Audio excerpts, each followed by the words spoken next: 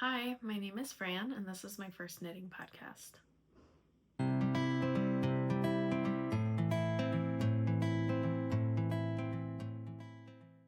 I've been wanting to do this for a while, but wasn't quite sure how to go about it.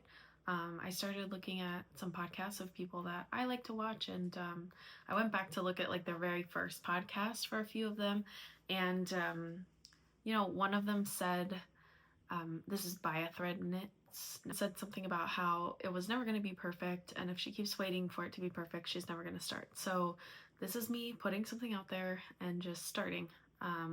So my hope is to just kind of share some projects, some project ideas, kind of talk about the process for some of these projects, and see if I can throw myself into this community a little bit more. I've really enjoyed watching everybody else's podcasts and seeing what everybody else is working on. And so I just wanted to go ahead and start my own. I learned how to crochet when I was about 7 or so from my mom. And then I learned how to knit at an early age with my grandmother. I've always enjoyed doing the crafty things. Generally find different projects. Like during the pandemic, my pandemic project was the polymer clay earrings and all of that stuff. But I've gotten back into knitting in the past 2 years or so. I'm really enjoying it. And I live in Chicago. I really enjoy making things that are functional, that I can actually wear and that are actually like useful. I've done a lot of socks in the past year and I wear those to work a lot. I'm a music teacher, so that's what I spend most of my time doing. But I do knit as much as I can when I have the free time. Here we go. Okay, so starting with what I'm wearing today, this is my Flirty by Brianna Mason. I did this one in a size 4 on the recommended needle size for the pattern. I got metal needles for this one, and that was my first time working with metal needles, and I absolutely love them. Like from now on out, I feel like I have to only buy metal needles because I really, really enjoy them. I did this one on this Knitting for Olive dark sea green. I believe this one's the cotton merino, just because I wanted it to be a little bit lighter and airier and something I could wear over the summer. It has these pointelle details, this pointelle lace that's happening a lot lately, and I really like the airiness of it. It feels really comfortable. It's probably one of my favorite things I've made so far, just in terms of like how easy it has been to wear it in certain circumstances. I've worn it to work, I've worn it out. New thing that I did with this pattern that I had not done before was short rows on the sleeves.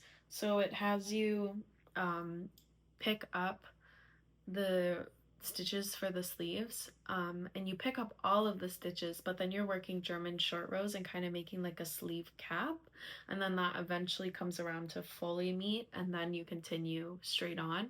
So the shaping of it is really nice. Like I feel like it lays on the shoulders really well. Sometimes when I bring my arms up, you can kind of see this little bump here, but otherwise I really, really enjoy the shaping of it and the construction of it. This one is bottom up though, so you start on the bottom ribbing and then work your way up through the body, and then it has you do the decreases for the front and the back panels. The only thing that I dislike about going bottom up is just that you don't get a really good sense of like the length of it on your body because you can't quite try it on beforehand. I just went according to the measurements of the pattern, and it turned out okay. I think I did 1 inch less than the longer version. So if the longer version was like 15 inches for the body, I think I did 14. So it's not cropped, but it's definitely not awkwardly long. It's just really comfortable, and yeah, I really enjoyed making this one. The first work in progress I have is my mixed rib cami by Florence Miller. I'm doing my mixed rib cami on 3mm needles, and I am using this green, I believe it's an Earth Yarns Gusto Wool Once Fingering.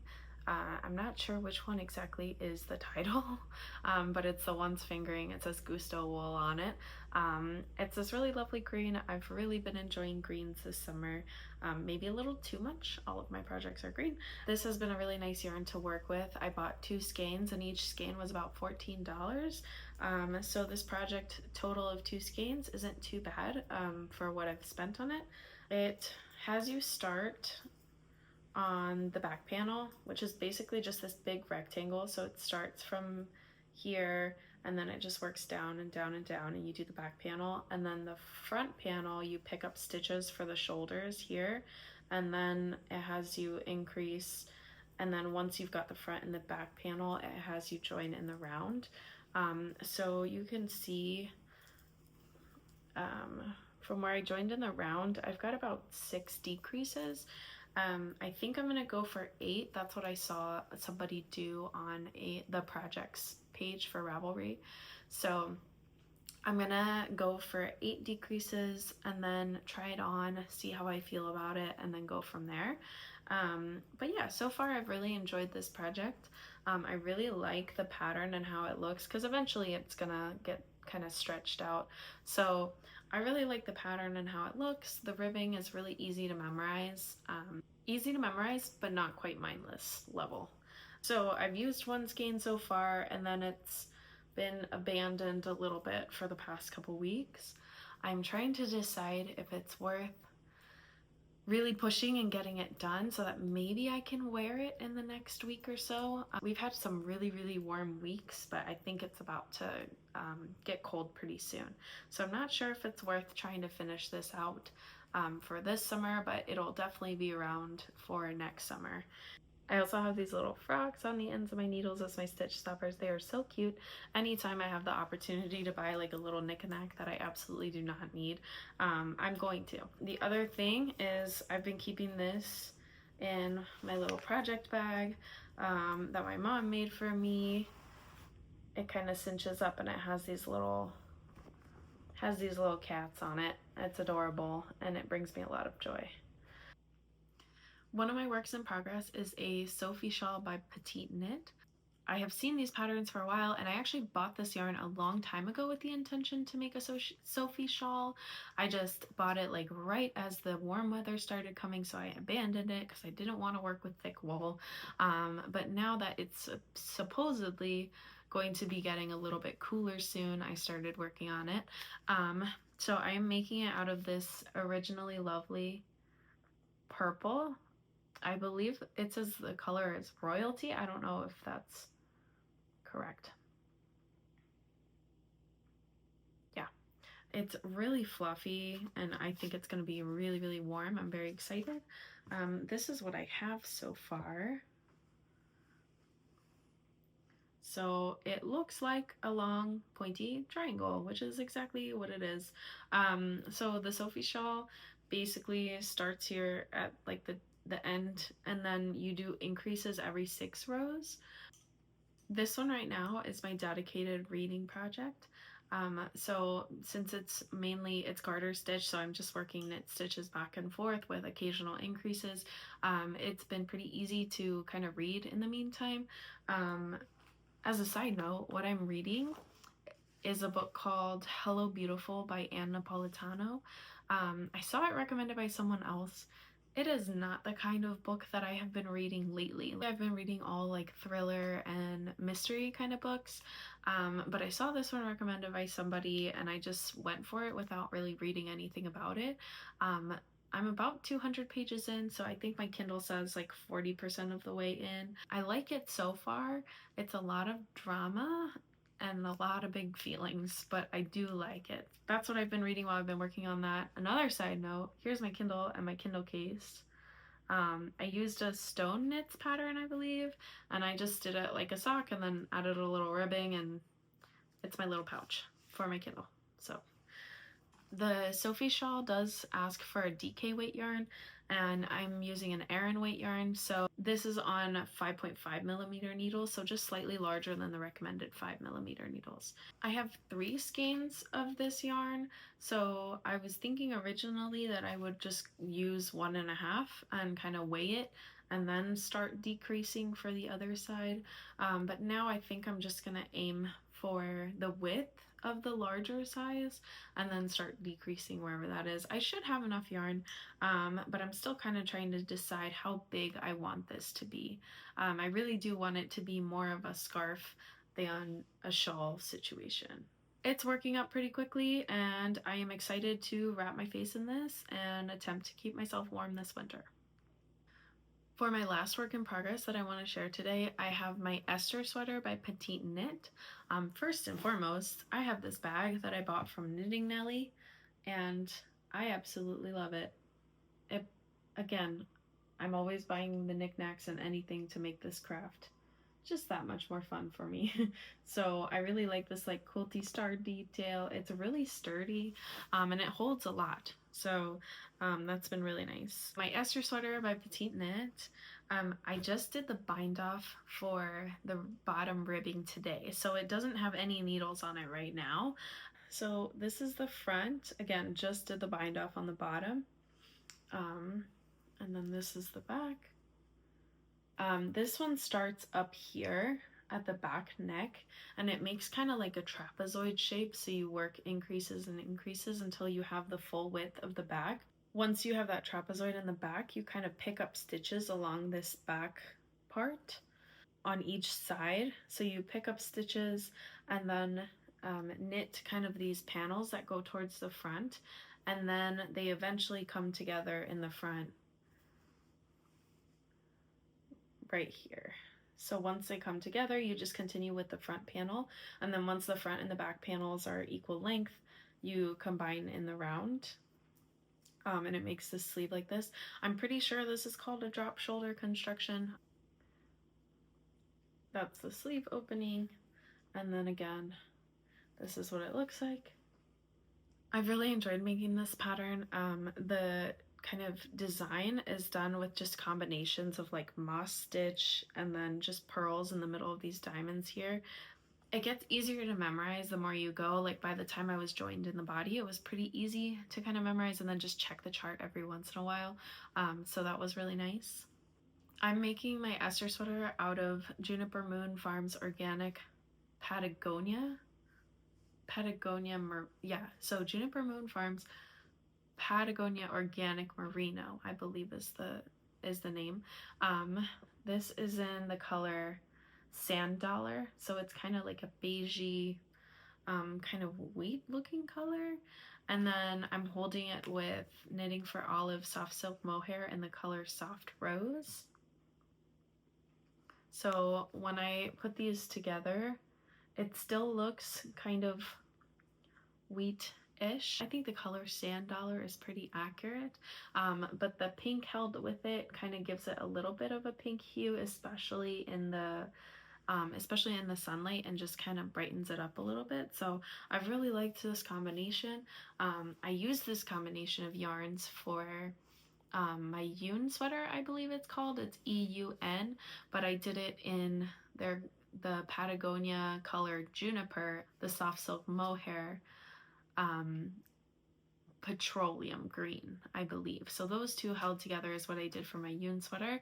I've realized just recently that holding these two together isn't quite the Aran weight that it's calling for. I don't know how I missed that, but luckily I still do like kind of the makeup of it. It doesn't feel too heavy, but it doesn't look like there's a bunch of holes in it either. So it's not quite of as sturdy of a sweater as I was looking at like online, but there's still like quite a bit of drape to it.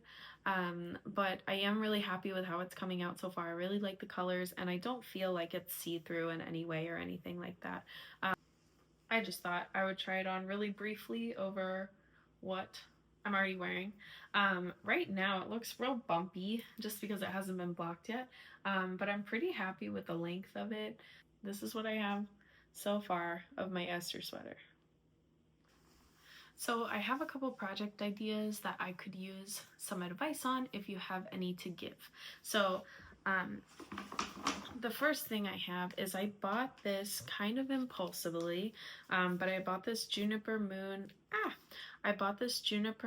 Farm Moonshine Fine yarn in antique bronze, I believe the color is called. It says color 1029, but I believe it's called antique bronze.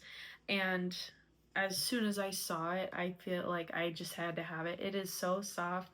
It's like the perfect like autumn color. So it's got 30% baby alpaca, 30% wool, 25% nylon, and 15% silk. So it's definitely a really luxurious yarn. I really like it.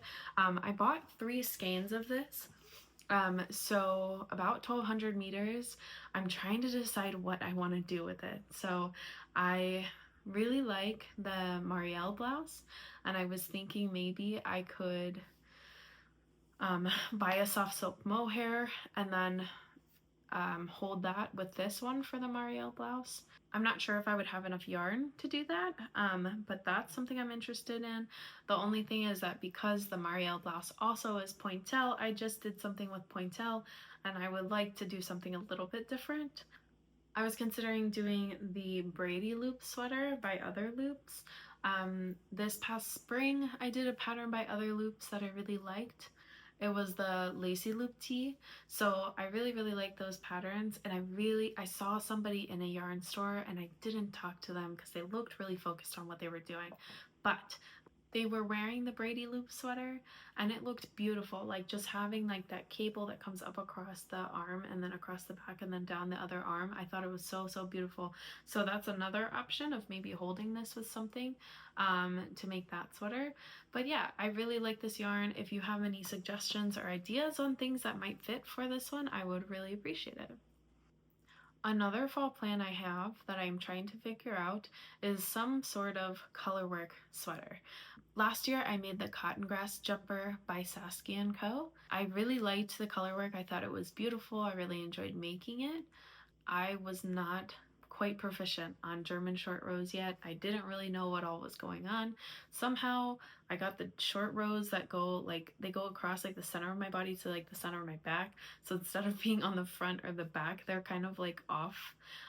So basically the fit of it wasn't great because I did not know what I was doing quite yet. So I found that sweater when I was like organizing all of my clothes. I made a project of it last week and I took it apart, put it back on the Swift, washed it, and then waited for it to dry and wound it all back up.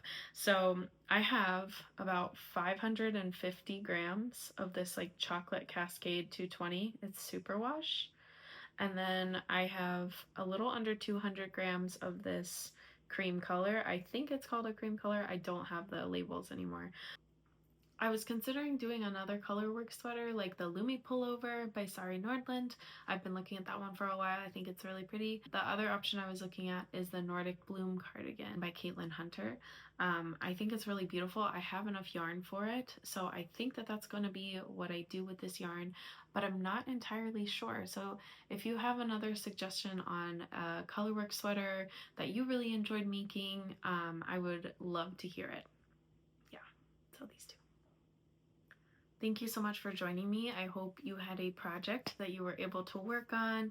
All of the patterns I talked about will be linked below if you're interested in any of them. I've really enjoyed the process of kind of cataloging what I'm working on, and I hope to be back and talk about more patterns and how the rest of these are finishing up. Thank you so much for watching and have a wonderful weekend. Bye.